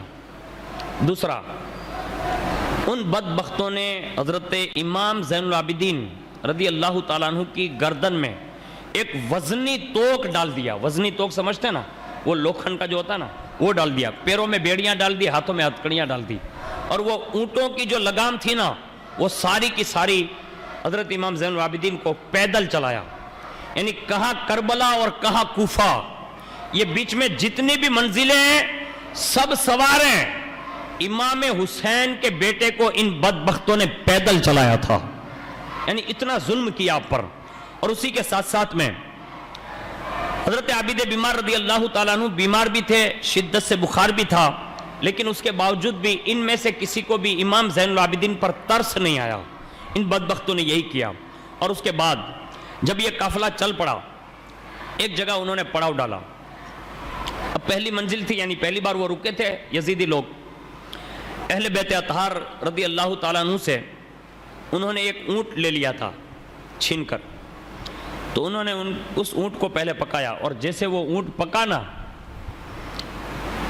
تو ان بدبختوں نے کیا دیکھا کہ جب اونٹ پک کر انہوں نے وہ ہنڈیاں جو کچھ بھی لائے ہوں گے وہ, اس میں جب دیکھا نا تو سارا کا سارا سالن جو تھا نا وہ خون بن چکا تھا.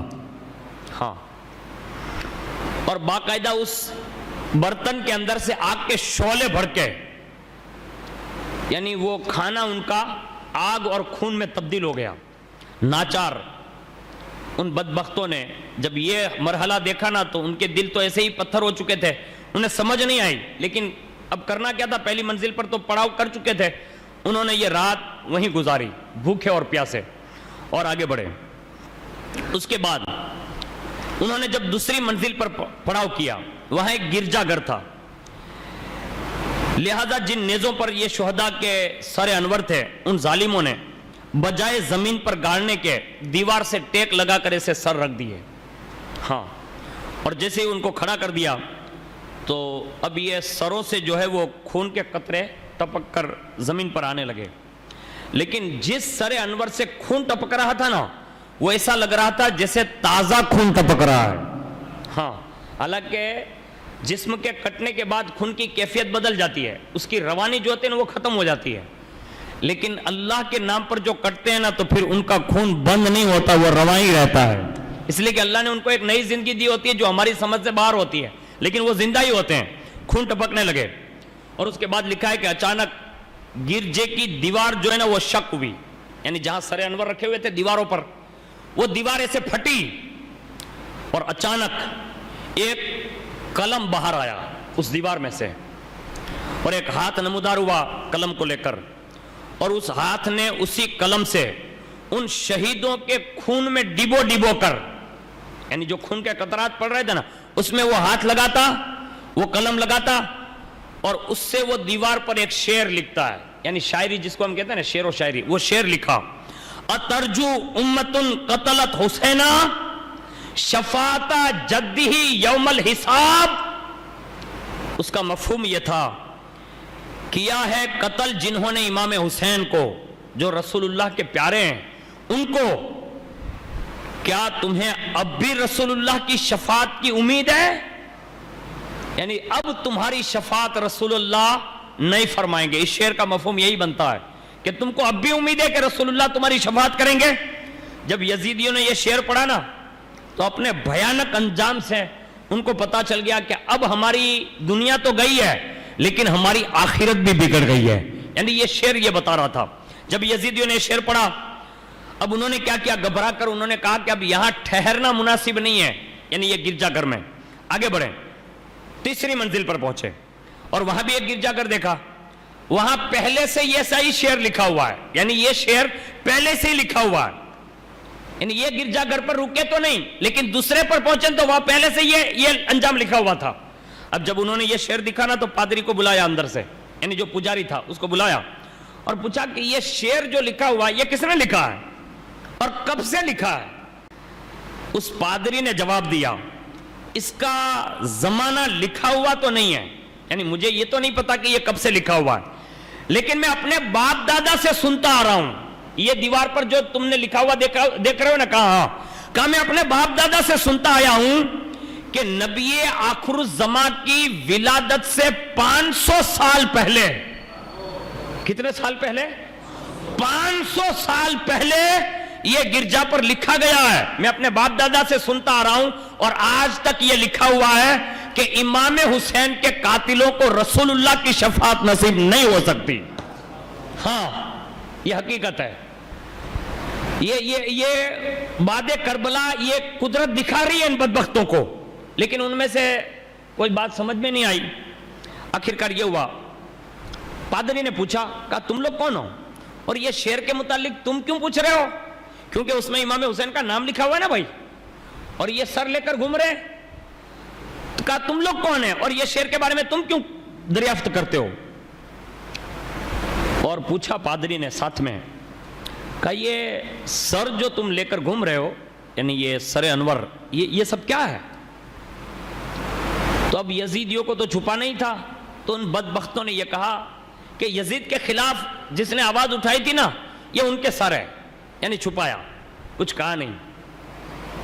لیکن مشک جو ہوتا ہے نا، آپ جتنا بھی چھپا کر رکھو نا، لیکن اس کی خوشبو تو باہر آ ہی جاتی ہے۔ اب یہ امام حسین اور شہداء کا تعارف کرائے یا نہ کرائے، اس کو یہ تھا کہ ہم لوگ چھپا لیں گے، اس نے کچھ کہا نہیں، کہا یزید کے خلاف جو لوگ کھڑے ہوئے تھے ان کو قتل کر کے لائے گئے ہیں، اور کچھ نہیں ہے، ان کے سر ہے۔ پادری نے قریب جا کر ان سروں کو غور سے دیکھنا شروع کیا، ہے غیر، لیکن اس نے دیکھنا شروع کیا، اور جیسے دیکھا نا تو دیکھتے دیکھتے دیکھتے دیکھتے اس سر کے قریب پہنچے جس سر کو رسول اللہ نے بار بار چوما تھا۔ سرکار امام علی مقام کے اس سر انور کو دیکھتا ہی رہ گیا وہ ایسے، اور جب خوب دیکھ لیا، دیدار کرتا رہا، اس نے پوچھا، کہا لوگو یہ کن کا سر ہے؟ ایسا لگتا تھا کہ اس 72 شہیدوں میں بھی میرا حسین چاند اور سورج کی طرح چمک رہا تھا۔ یعنی یہ پادری جو پوچھ رہا ہے نا، وہ وہی کیوں رکا بھائی؟ اس کا مطلب ہے کہ ماں خاتون جنت کا بیٹا بعد وصال بھی اتنا چمک رہا تھا۔ اعلیٰ حضرت فرماتے ہیں تیری نسل پاک میں ہے بچہ بچہ نور کا، تو ہے عین نور، تیرا سب گھرانہ نور کا۔ ہاں، اس نے پوچھا یہ کن کا سر ہے؟ یزیدیوں نے کہا کہ یہ علی شیر خدا کے چہیتے، یہ نہیں، انہوں نے کہا کہ یہ سر جو ہے نا وہ یزید کے دشمن کا ہے، یہ کہا یزید کے خلاف جس نے آواز اٹھائی تھی یہ ان کا سر ہے۔ کہا سچ سچ بتاؤ یہ سر کن کا ہے؟ اب پادری نے جب بار بار اصرار کیا نا تو مجبور تھے، وہیں پڑا ہوئی ڈالا تھا، تو مجبوراً کہا کہ یہ جو سر آپ بتا رہے نا کہ یہ کن کا ہے، یہ علی ابن ابی طالب ان کے بیٹے کا سر ہے جس کا نام حسین تھا، یعنی یزیدیوں نے یہ تعارف کرا جس کا نام حسین تھا۔ پادری نے جب یہ سنا نا تو کہا وہ علی المرتضی جو مصطفیٰ کے داماد ہیں، یعنی اس کا مطلب یہ ہے کہ یہ پادری بھی خاندان رسول کو جانتا ہے۔ ہاں، یعنی رسول اللہ کے بیٹوں کا تعارف کرانے کی ضرورت نہیں ہے، قدرت خود ہی ان کی پہچان کرا دیتی ہے۔ ہاں، یہ رسول اللہ کے خاندان کی شان ہے، سید کہیں بھی پہنچ جائے نا تو لوگوں میں آٹومیٹک پتہ چل جاتا ہے کہ یہ رسول اللہ کا بیٹا ہے۔ امام زین العابدین کے بارے میں لکھا ہے کہ ایک بادشاہ تھا اپنے زمانے کا، کوئی اس زمانے میں جو امام زین العابدین کا زمانہ گزرا، اس میں وہ حرم شریف میں گیا نا تو بادشاہ تھا، کسی نے جگہ نہیں دی حجر اسود چومنے کے لیے۔ بادشاہ نے بھیڑ بھاڑ میں سب کو ہٹانا بھی چاہا لیکن کوئی ہٹا بھی نہیں، اور جب کوئی ہٹا نہیں نا تو بادشاہ کیا کیا، سائیڈ میں ہو گیا، خلیفہ جو تھا وہ سائیڈ میں ہو گیا اور وہیں جا کے خطبہ دینے لگا۔ تھوڑی دیر ہوئی نا تو امام حسین کا شہزادہ امام زین العابدین آیا، اور جیسے امام پاک داخل ہوئے نا حرم میں، کعبے میں، سب لوگ دو صف بنا کر ادب سے کھڑے ہو گئے، کہا رسول اللہ کا بیٹا آ رہا ہے، رسول اللہ کا بیٹا آ رہا ہے، رسول اللہ کا بیٹا آ رہا ہے۔ یعنی یہ رسول اللہ کے بیٹوں کی شان رہی ہے، جیسے یہ کہنا کہ ہٹ جاؤ رسول اللہ کا بیٹا آ رہا ہے، اور جلدی سے گئے اور باقاعدہ آپ نے حجر اسود کو چوما، واپس بھی ہو گئے۔ بادشاہ نے پوچھا یہ کون ہے؟ کوئی بتانے کے لیے تھا نا، اتنے میں وزیر نے پوچھا بادشاہ آپ تو جانتے ہوں گے یہ کون ہے؟ اب بادشاہ کو خطرہ تھا کہ اگر میں بتا دوں گا کہ یہ رسول اللہ کا بیٹا ہے تو اس کی مارکیٹ کہیں میری کم نہ ہو جائیں، یعنی ان کی طرف لوگ بڑھ نہ جائیں۔ تو اس نے کہا میں تو نہیں جانتا۔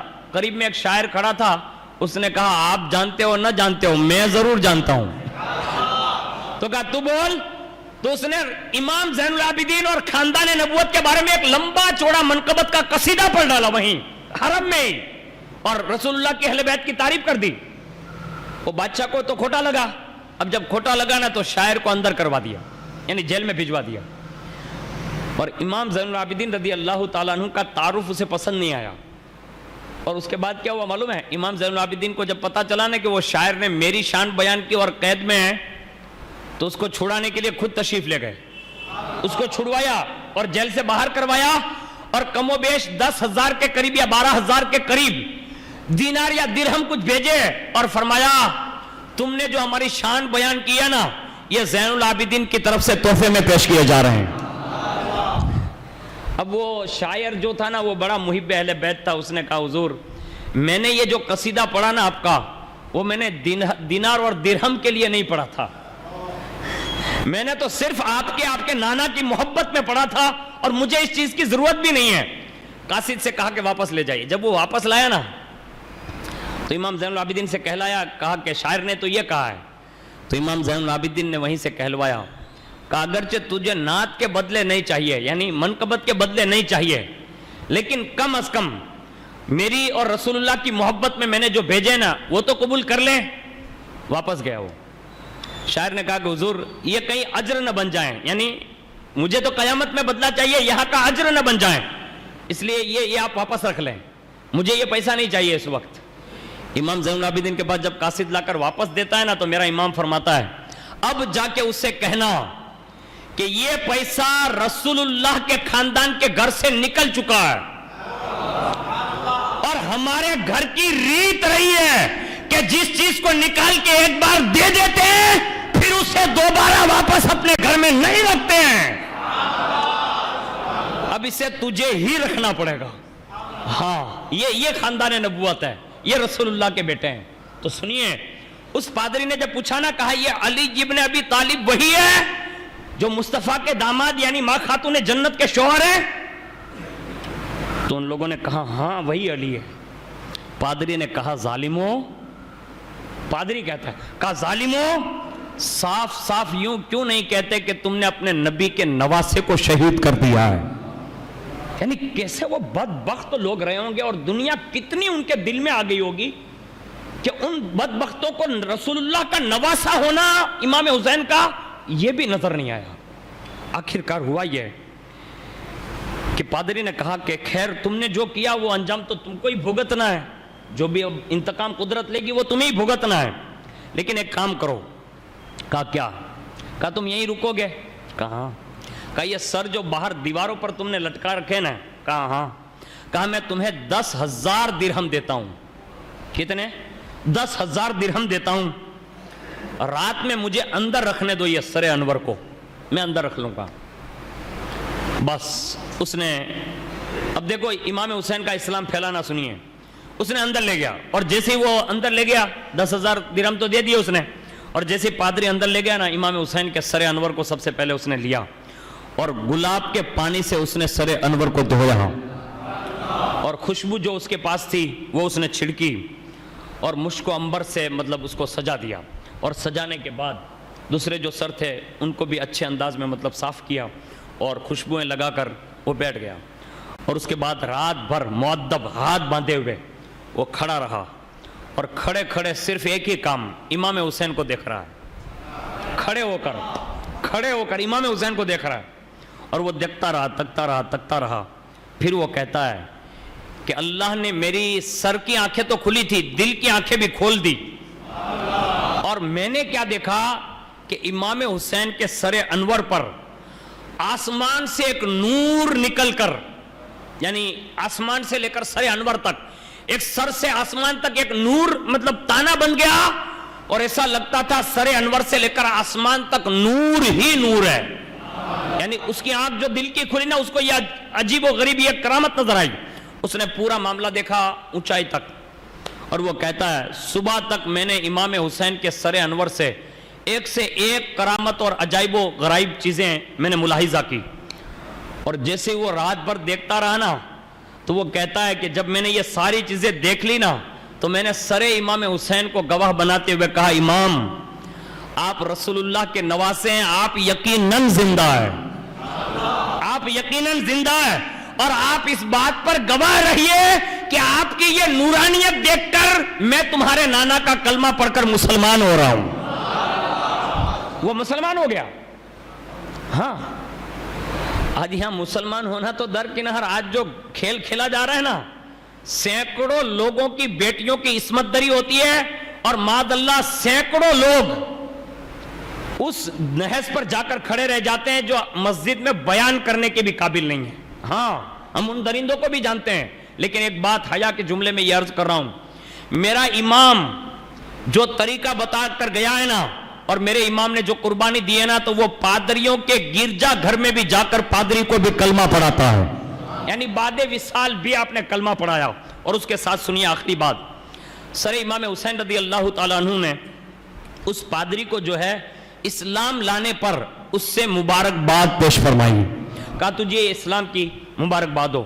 اس کے سوا یہ بات لکھی ہے کہ صبح میں جب یہ کوفیوں نے اور یہ درندہ لوگوں نے، یزیدیوں نے، جب وہ آگے چل کر وہ 10,000 کی درہم کی جو تھیلیاں تھیں نا اس کو کھولا، سوچا کہ 10,000 درہم میں بھاگ پاڑ لے، آپس میں جب بانٹنا چاہا اور اس کو کھولا نا، تو اس میں درہم کے اندر ایک طرف لکھا تھا وَلَا تَحْسَبَنَّ اللَّهَ غَافِلًا عَمَّا يَعْمَلُ الظَّالِمُونَ، یعنی ظلم کرنے والوں کے ظلم سے اللہ بے خبر نہیں ہے.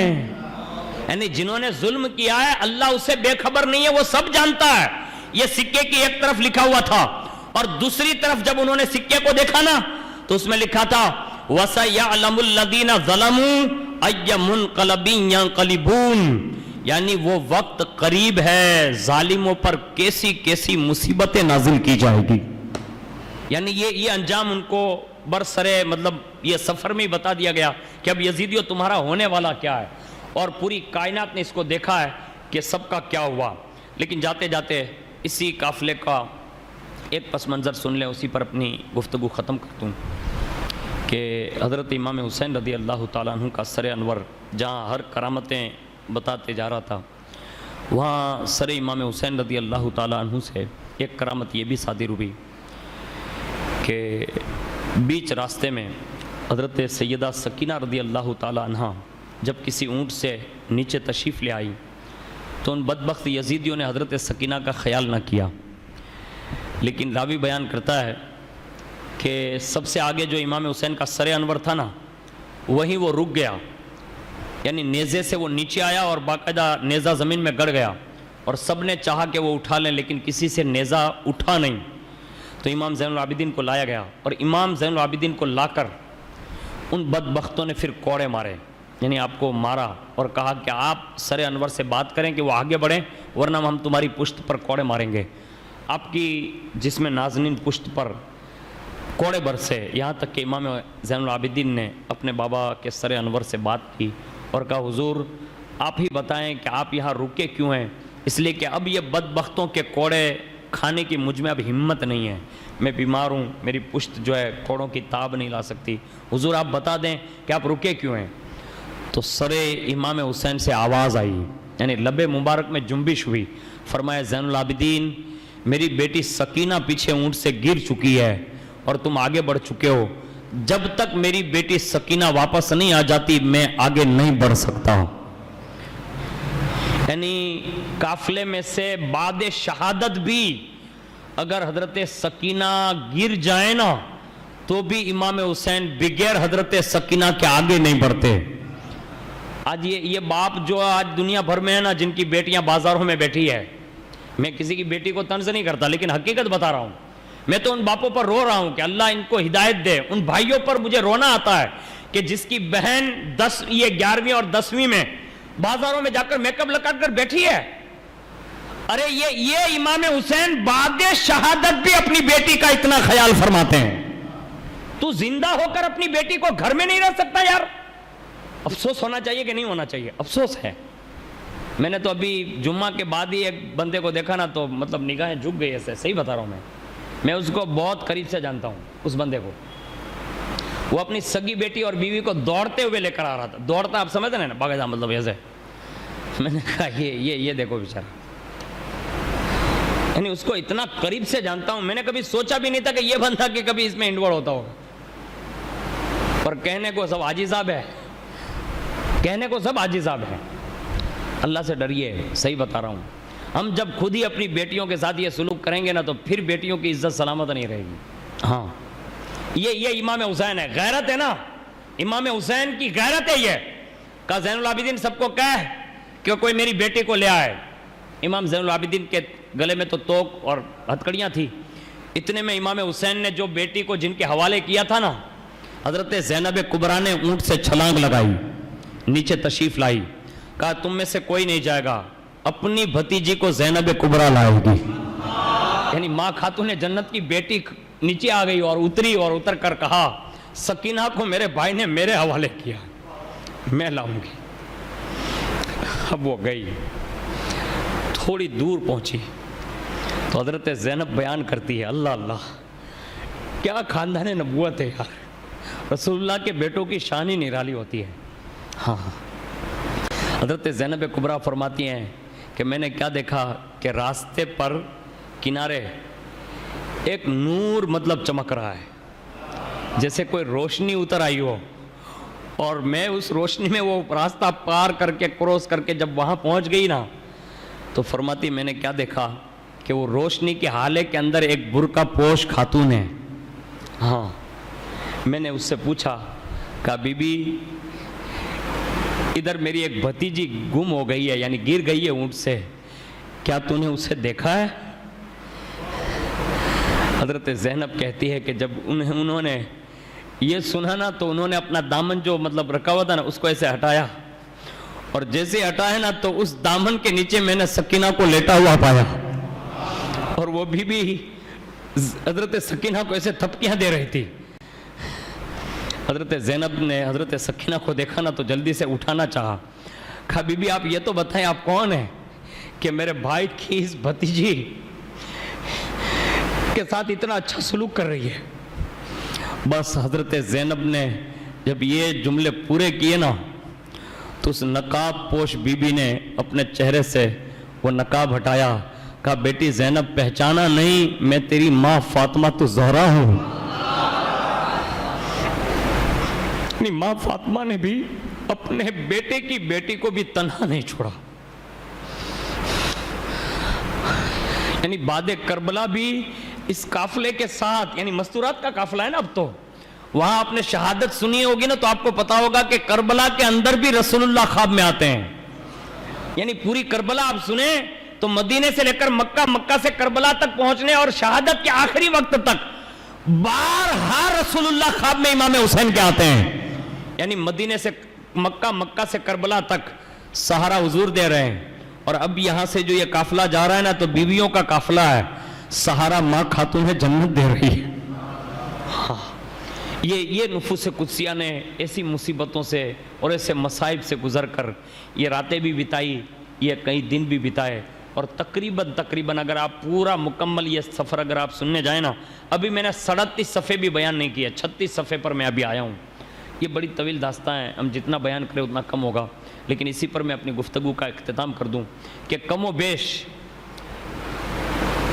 یہ کربلا سے لے کر کوفہ, کوفہ سے ملک شام, ملک شام سے مدینہ, اور بیچ میں جو یہ قافلہ واپس کربلا آیا تھا اس کو تمام ٹوٹل لوگوں کو اگر ملا لیں تو خالی کوفہ اور دمشق میں حضرت امام زین العابدین فرماتے ہیں کہ جب دمشق کے قید خانے میں ہم لوگ تھے نا تو مکمل 50 دن ہو چکے تھے, یعنی کربلا ہوئے, اور ہم لوگ اسی میں حضرت زینب کو بیٹھ کر جب نماز پڑھتے دیکھا نا تو میں نے پوچھا پھوپھی اب بیٹھ کر نماز کیوں پڑھتی ہے؟